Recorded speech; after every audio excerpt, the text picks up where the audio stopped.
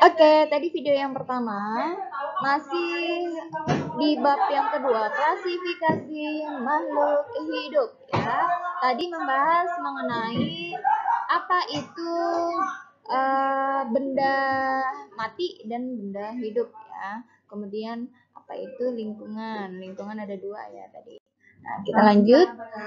Nah, untuk klasifikasi makhluk hidup, kenapa sih harus ada klasifikasi? Jadi tujuannya untuk memudahkan mempelajari makhluk hidup, ya. Untuk klasifikasi makhluk hidup itu dari kerajaan makhluk hidup itu ada 5. Ada 5 yang membedakan. Ada 5 kingdom atau 5 kerajaan. Yang pertama kerajaan Monera atau Kingdom Monera. Kemudian ada makhluk hidup yang masuk ke Kingdom Protista. Kemudian ada makhluk hidup yang masuk ke kerajaan Fungi atau Kingdom Fungi. Kemudian ada Kingdom Plantae. Kemudian ada Kingdom Animalia. Itu ya, ada 5 kingdom. Kemudian untuk susunan takson. Nah, susunan takson atau pengklasifikasian itu dari yang paling umum atau dunia atau kingdom, kemudian lebih spesifik sampai ke spesiesnya. Jadi ada 7 ya, ada 7 tingkatan. Jadi ada kingdom, kemudian divisi atau filum, kelas, kemudian bangsa atau ordo, suku atau famili, marga atau genus, kemudian jenis atau spesiesnya apa, kayak gitu. Jadi dari umum ke khusus atau dari bawah ya, dari bawah itu dari khusus yang lebih spesifik ke yang lebih umum. Itu ciri-cirinya. Jadi ciri-cirinya bisa dibedakan dari tingkatan taksonnya kayak gitu. Jadi dia lebih semakin mirip spesiesnya atau genusnya, berarti dia semakin kekerabatannya atau keluarganya itu semakin dekat kayak gitu. Kalau semakin umum berarti semakin jauh untuk kekerabatannya ya, kan kita bahas. Nah, kenapa sih harus ada klasifikasi? Jadi, itu suatu cara yang sistematis yang dipelajari untuk melihat persamaan dan perbedaan dari ciri-ciri makhluk hidup. Nah, ya. Jadi taksonomi ya, ilmu yang mempelajari klasifikasi makhluk hidup. Nah, yang mencetuskan itu Carolus Linnaeus. Nah, jadi bapak taksonomi. Kisaran dari tahun 1707 sampai 1778 Masehi ya.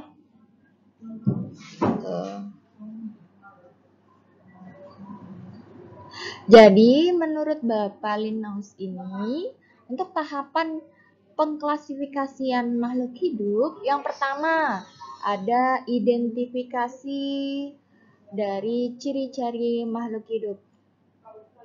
Jadi bisa dilihat dari persamaan yang dapat diamati. Kemudian apabila dalam satu kelompok ditemukan perbedaan dalam individu tersebut, bisa dipisahkan ke kelompok yang lain. Jadi yang pertama diamati adalah ciri morfologinya, persamaannya yang dapat diamati secara kasat mata dari luarnya. Bagaimana? Kayak gitu. Tuh ya.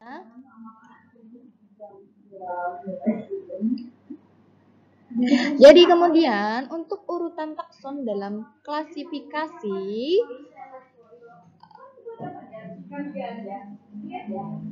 seperti yang saya jelaskan di peta konsep tadi ya. Yang pertama dari ciri-ciri yang lebih umum ke yang lebih spesifik atau yang lebih khusus.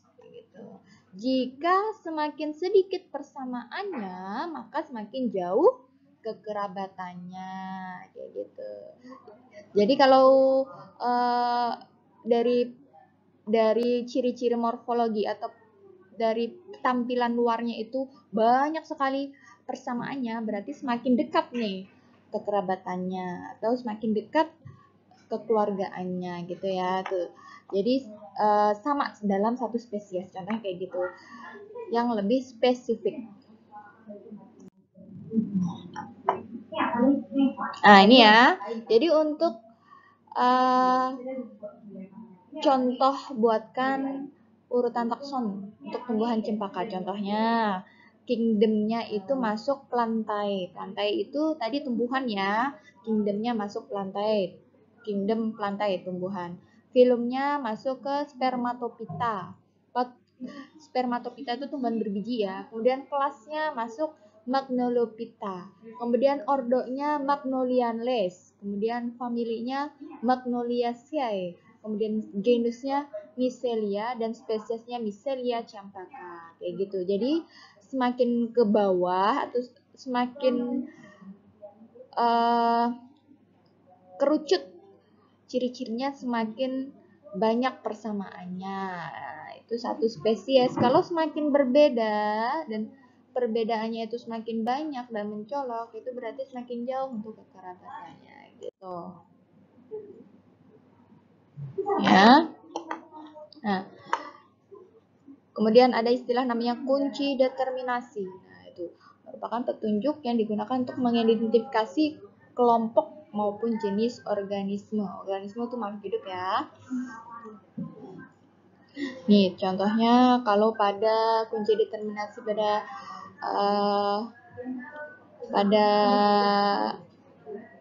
daun bertulang belakang, tidak bertulang belakang. Oh, ini pada invertebrata ya. Itu contohnya bertulang belakang, tidak bertulang belakang. Invertebrata atau vertebrata. Kemudian kalau Pisces contohnya memiliki kulit bersisik atau tidak bersisik. Contohnya kayak gitu. Macamnya. Nah, untuk metode penamaan ilmiah atau sistem binomial nomenklatur ada dua kata nih. Jadi kata pertama menunjukkan genus, kemudian huruf pertama ditulis dengan harus huruf kapital. Nah, kemudian kata kedua merupakan petunjuk spesies yang diawali dengan huruf kecil, yang ditulis dengan huruf miring atau digaris bawahi. Kalau ditulis tangan digaris bawahi aja gitu.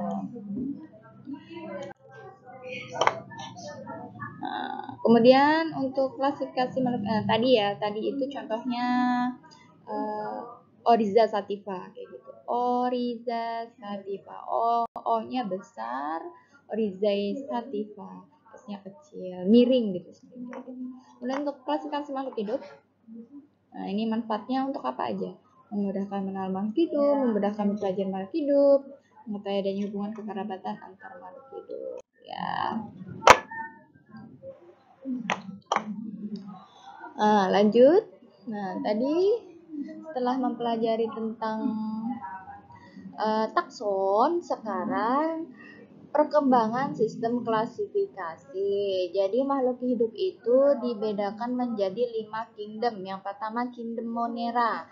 Kingdom Monera itu makhluk hidup bersel satu, uniseluler yang tidak memiliki membran inti. Nah, contohnya di sini bakteri, ini ya, bakteri. Jadi dia sangat sederhana. Bakteri itu tidak bisa kita lihat jika tanpa menggunakan alat bantu berupa mikroskop gitu ya. Jadi sangat sederhana. Dia tidak memiliki jaringan, tidak memiliki organ. Jadi hanya hidup dengan satu sel. Jadi sangat sederhana. Nah, makanya dimasukkan ke dalam kingdom Monera. Kemudian ada lagi yang lebih di atasnya dari kingdom Monera atau lebih satu tingkatan lebih kompleks dari kingdom Monera adalah kingdom Protista. Nah, ini kingdom Protista walaupun bersel tunggal, ada juga yang multiseluler atau terdiri dari banyak sel. Jadi dalam satu makhluk hidup itu tidak terdiri satu sel saja, ada yang terdiri dari lebih dari satu sel. Contohnya adalah protozoa, kemudian ada tumbuhan ya ini alga atau ganggang. Ini bukan termasuk tumbuhan ya. Protista itu hanya mirip seperti tumbuhan. Nah, ganggang ya, alga. Kemudian protista mirip jamur, contohnya protozoa. Nih ya, kalau di sini ini contohnya Euglena, Paramecium. Itu protista mirip tumbuhan. Kemudian ada perkembangan sistem klasifikasi lagi yang ketiga lebih setingkat lebih tinggi lagi, yaitu kingdom fungi. Ini jamur-jamuran ya, ada fungi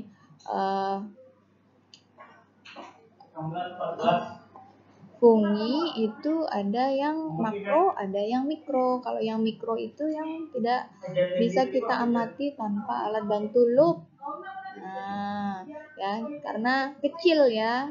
Nah, contohnya jamur apa? Jamur yang nempel di badan, jamur parasit saprofit ya itu. Kemudian ada kingdom plantae. Kemudian di atas satu tingkatan di atasnya dari kingdom fungi itu kingdom plantae. Ya, plantae itu dunia tumbuh-tumbuhan. Jadi sudah memiliki akar, batang, dan daun yang sejati. Nah, lumut ini masih belum memiliki daun sejati. Kemudian ada kingdom plantae itu macam-macam. Nanti saya bahas di WA group ya. Jadi kingdom plantae itu ada divisinya macam-macam. Ada lumut, ada paku, ada tumbuhan berbiji dan lain sebagainya. Kemudian masuk ke kingdom yang terakhir, kingdom animalia. Animalia itu terdiri dari dua genus invertebrate dengan vertebrata. Dua divisi. Vertebrata, hewan yang memiliki tulang